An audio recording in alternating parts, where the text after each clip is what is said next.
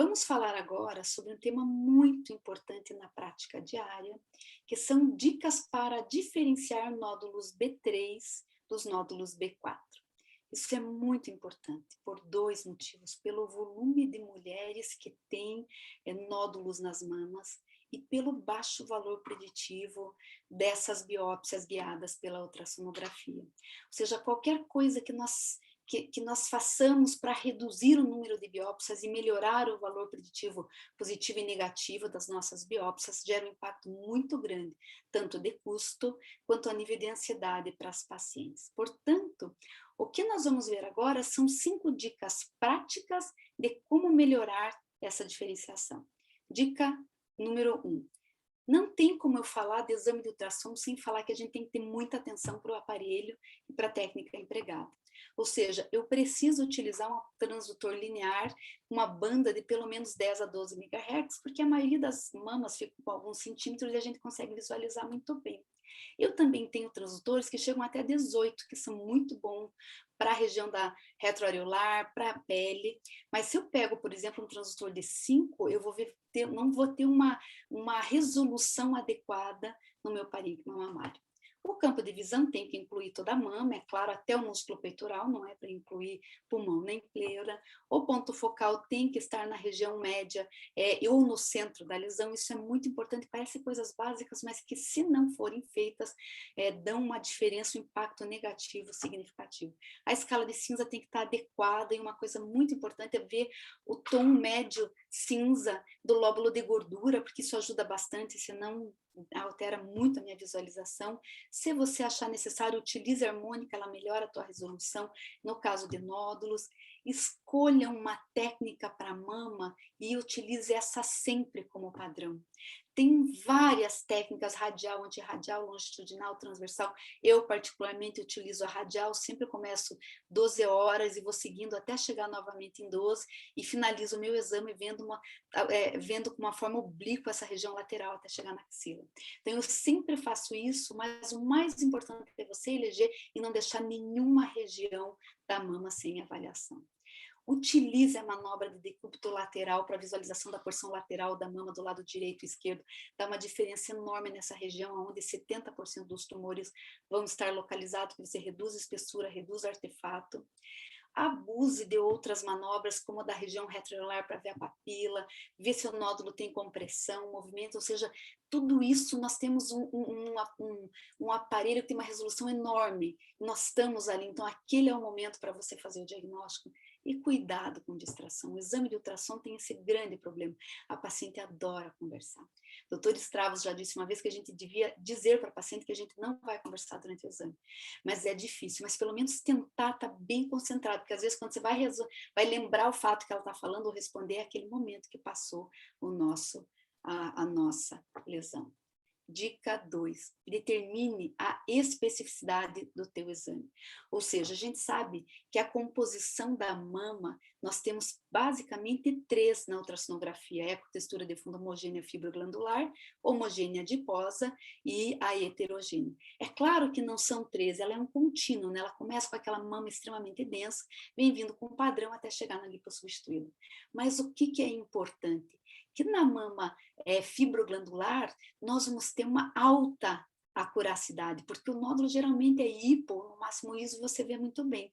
Aqui na mama lipossubstituída, você tem que procurar o nódulo, você precisa da mamografia para você poder localizar. Então é importante você saber qual é a mama que está indo avaliar, para ver o que você precisa. E tem algumas situações que fazem com que essa sensibilidade reduza mais ainda. Atenção para aquelas pacientes que têm manipulação cirúrgica. Então, quando você vê essa mamografia, você já sabe que ter ultrassom vai ser muito difícil.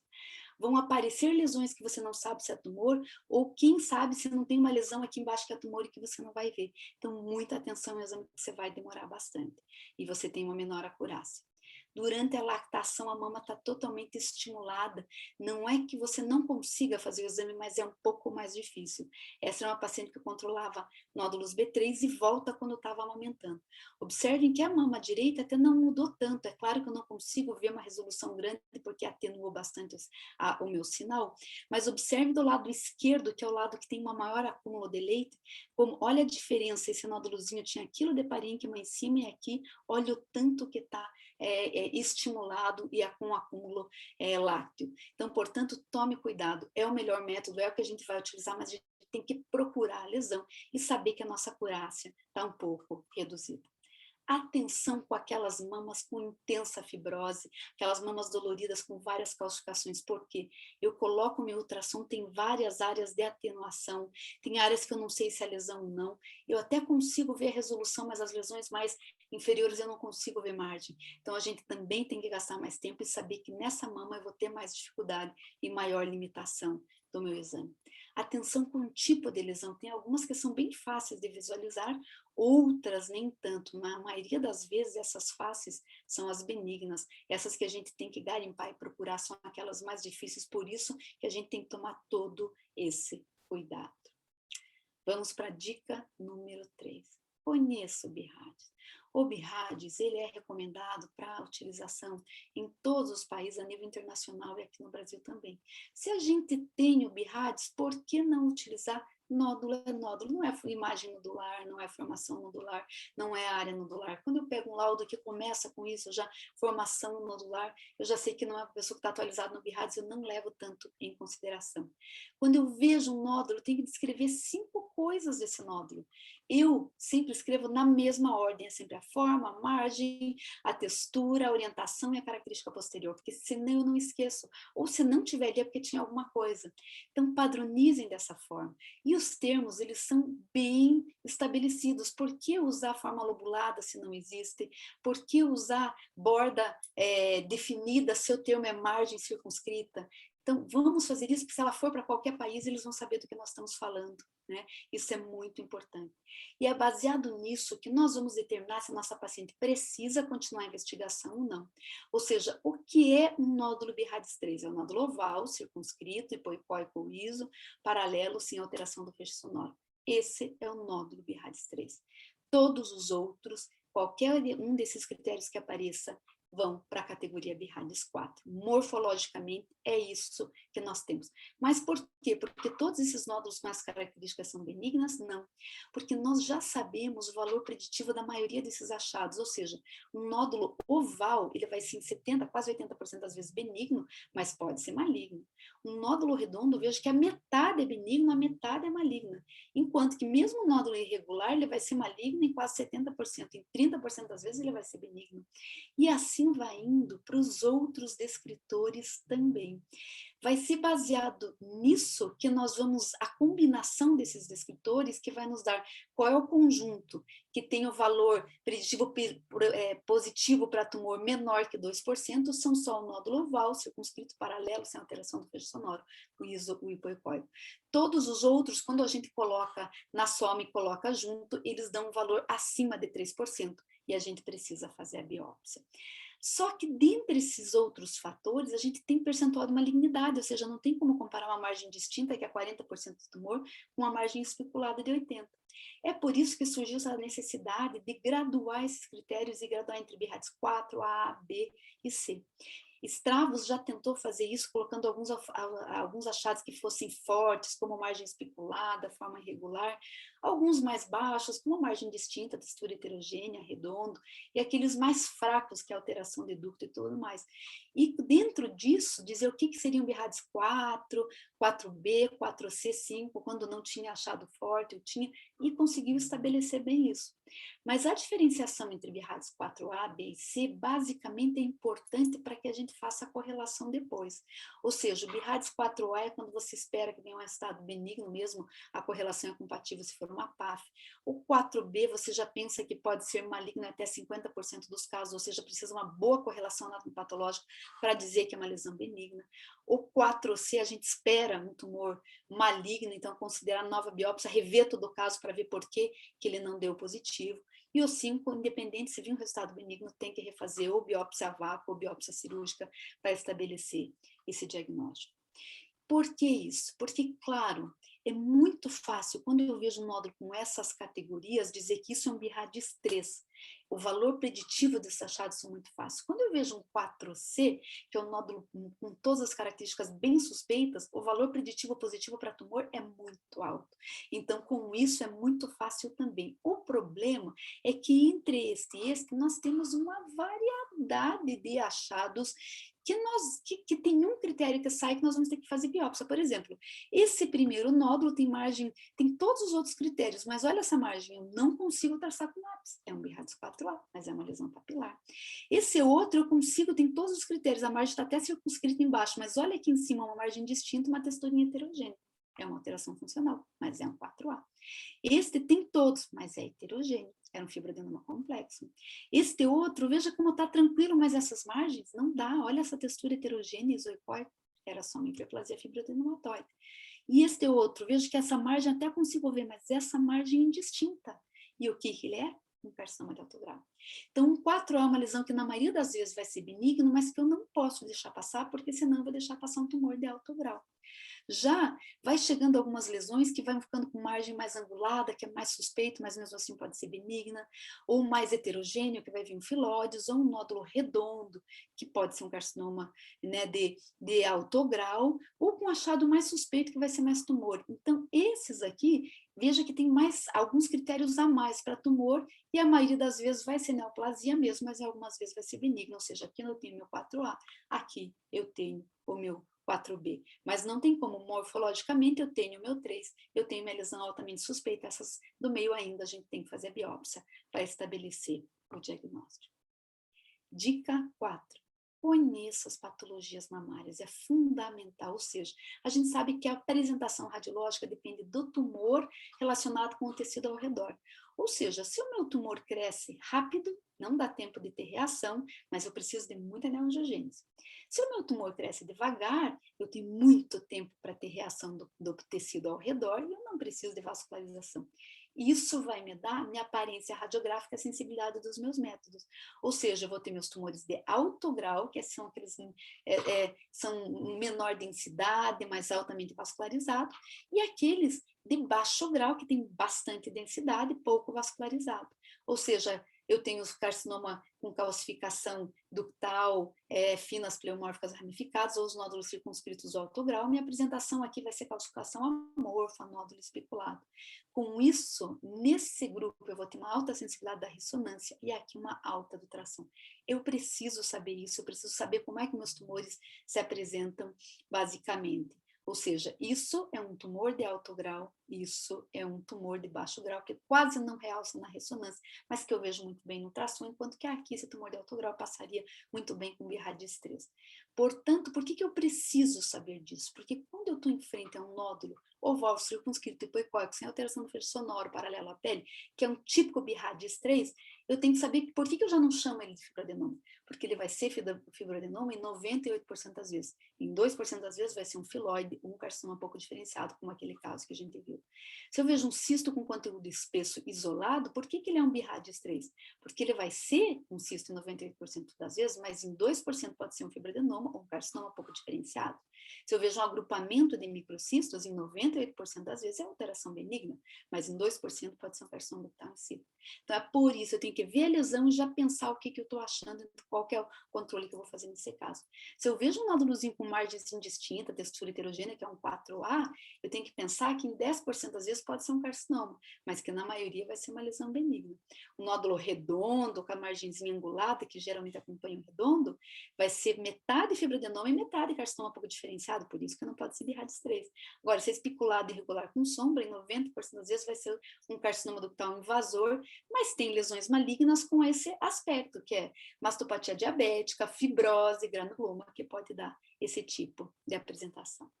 Documente bem a tua lesão. Isso é muito importante, ou seja, todas as lesões têm que se escanearem na totalidade nos dois planos. E documentadas no longitudinal e no axial, sempre do nódulo, não da mama, isso é um detalhe importante. E sempre fotografar com e sem cursor. No laudo, a gente já sabe o que tem que colocar, não inventa, não tira, ou seja, eu tenho que colocar uma indicação clínica, descrição da composição para saber minha sensibilidade, e descrição do achado, nódulo, 5 coisas, não deixa nenhum. Localização, lateralidade, quadrante, horário, terço, distância, medida 3 se for tumor, 1 se for achado benigno, ou seja, não existe 2 medidas em mama, ou é 3 para um achado relevante, ou é 1 para um achado benigno. Comparação com meus exames anteriores, avaliação, classificação e recomendação de conduta. Então, por que colocar só um descritor? Por que não colocar a distância da papila, o horário? É importante a gente ser padronizado. A documentação do teu exame também é fundamental para o médico. Nódulo, 2 planos, com e sem caliper. Cistos, pode ser só a imagem do dominante da direita e da esquerda. Agora, se aquele cisto é o motivo do exame, você tem que fazer a documentação detalhada. Linfonodo vale a mesma coisa. Se não tiver lesão, tem que documentar os 4 quadrantes e a região retroauricular, 5 imagens de cada mama. Dica 6. Utilize todas as armas para melhor caracterização do achado. Isso inclui desde o exame anterior, que é totalmente gratuito, até as novas tecnologias. Ou seja, com essas novas tecnologias, a gente consegue fazer um downgrade das lesões benignas, né, que foram colocadas como BIRADS 4A, ou um upgrade das lesões malignas que foram colocadas na BIRADS 3. Isso é elasto, contraste com microbolhas, a inteligência artificial. A elasto, ela não vê morfologia, então é um critério a mais, ela vai ver a rigidez do nódulo, ou seja, o nódulo mais duro, mais maligno, mais mole, mais benigno. E teve alguns trabalhos iniciais mostrando impacto significativo para a categoria 3 e 4. Por quê? Se eu pego um BIRADS 3 e ele é macio, eu posso trazer para o 2. Agora, se ele for rígido, eu levo para o 4A. No BIRADS 4A, se ele for macio, eu trago para o 3. Se for duro, eu aumento o meu valor. Já nos outros 4B, 4C e 5, eu só fico na categoria 4, vou ter que fazer a biópsia. Então, ele não adianta. Mas, apesar desse impacto de melhorar o 3 e o 4A, ele ainda é pouco feito na prática, porque ele é muito operador dependente, ainda é difícil de você padronizar. Mas é muito importante e tem um emprego muito bom. Já a inteligência artificial é uma coisa que todo mundo vai se deparar e que vai mudar as nossas vidas. Vou mostrar para vocês um exemplo só para exemplificar para vocês aqui, que é esse aparelho da Samsung. Você pega uma imagem uma imagem congelada, coloca um caliper aqui, ele automaticamente vê a lesão, já descreve e classifica. Detalhe, a classificação entre 3 e 4A dele, a diferenciação entre benigno para maligno, foi melhor que a do radiologista nos primeiros estudos. Imagina daqui a 5 anos como que nós estaremos. Finalizando, tudo que nós vimos até agora são coisas, princípios básicos para a gente fazer no exame. Mas o que a gente nota é que são esses princípios básicos que estão sendo deixados de lado na nossa prática clínica, porque a gente tem 5 minutos para fazer um exame, porque tem um monte de coisa para fazer. E tudo isso é para a gente evitar casos como esse. Eu duvido que ninguém tenha visto um caso como esse que eu vou mostrar para vocês agora. Eu tive acesso a essa paciente quando ela veio fazer biópsia, mas o primeiro exame que ela trazia para mim era de setembro de 2014, que foi dada uma formação nodular com bordas nítidas. Olha a descrição: formação nodular, bordas nítidas e hipoicóide. Nesse momento você já trema na base e sabe, né, qual é o valor daquele teu exame que você está vendo. E deram, então, de 14 milímetros, esse era o nódulo, e deram como BIRADS 3. A paciente volta só um ano depois. Eles mediram neste exame 13 milímetros, continuaram com BIRADS 3. Afinal, tinha 14, está com 13 milímetros, né? Ela volta 3 anos depois do primeiro exame. Media agora 20 milímetros. Qual foi o BIRADS? 3. Imagino que o pensamento seja, você está 3 anos esse nódulo aqui, né? Então não pode ser maligno. Ela volta 4 anos depois. Agora o nódulo media 26 milímetros. Só nesse momento deram BIRADS 5 quando ela foi encaminhada. O que eu quero mostrar para vocês? Qual foi o erro desse exame inicial? Olhem essa margem, eu traço com lápis, mas estão vendo aqui? Eu não traço com lápis. Tá vendo que ela vem e faz isso daqui? Então, essa margem é circunscrita? Começou aí o primeiro erro. O segundo erro, ele comparou sua medida, provavelmente porque não pegou o nódulo inteiro, não valorizou a morfologia, que era altamente suspeita. Terceiro erro, além de não ter valorizado nesse terceiro exame a morfologia, que era altamente suspeita, não valorizou o aumento. Provavelmente que ele achou que o nódulo que estava ali na mama no mesmo lugar há 3 anos só podia ser benigno. E aí só então foi visto, e a consequência é que a paciente teve um tumor avançado, já com retração e infiltração de pele e metástase axilar, nesse momento. Olha qual é a importância que nós temos numa paciente que fez o rastreamento direitinho ao longo dos últimos anos. Em conclusão, não tem como eu dizer, atenção para o aparelho de ultrassonografia que você está utilizando e a técnica, isso é essencial. Conheça a sensibilidade do teu exame e todos os fatores que podem alterar isso para você saber até onde que você pode ir para dizer que não tem nada ou para dizer que você precisa de ajuda naquele exame para de outros métodos para poder inferir se nós temos achado benigno ou não. Utilize sempre o BIRADS, ele é utilizado no mundo inteiro. Lexo, classificação, recomendação de conduta é básico, mas é o maior erro que a gente vê todos os dias na prática clínica. Conheça as patologias mamárias e a apresentação mais frequente do que você espera naquele caso. E, finalmente, utilize todas as armas que você tem no teu achado. Habitualmente, os exames anteriores é a mais importante e que aumenta muito a especificidade, comparando exatamente a lesão ou formato. E assim como as novas tecnologias. Muito obrigada a todos.